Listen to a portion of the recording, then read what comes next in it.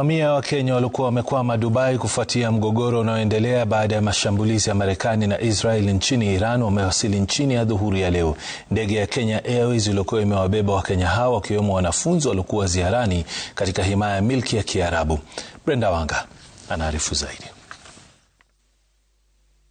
Hii haikuwa asubuhi ya kawaida kwa baadhi ya waliowasili katika uwanja wa ndege wa kimataifa wa Jomo Kenyatta.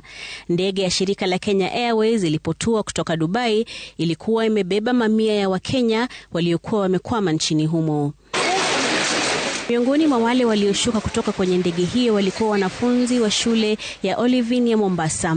Wanafunzi hawa na walimu wao walikuwa wanakaribia kumaliza ziara yao ya elimu Dubai wakati vita kati ya Iran, Israeli na Marekani vilipoanza. First it didn't click that actually there's a war going on, but then once the alerts started coming in and realizing now it's sunk in, the realization of how serious this issue is. Out of nowhere, I just started hearing alerts on our phones randomly. I got shocked and hearing news that airports have been closed, find shelters, stay away from windows.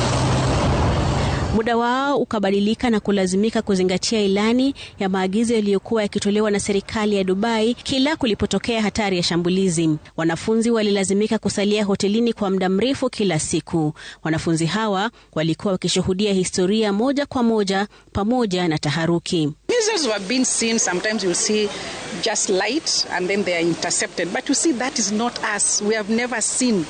The closest we have seen, I think it is what is happening to cattle rustlers. So for us it was very, very hard.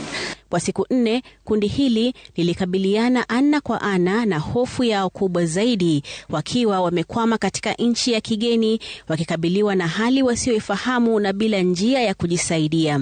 Tangazo kwamba shirika la ndege la Kenya lingeendesha ndege kutoka Dubai ilikuwa tegemeo lao. When today we were flying and we just saw we have passed Muscat, we are in the airspace of Ethiopia. Hey, that is when we relaxed. I feel relief and my stress has gone off. I feel safe coming back with my family.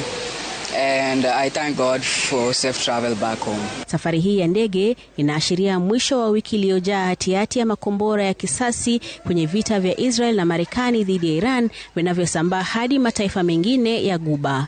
Brenda Wanga, runinga ya Citizen.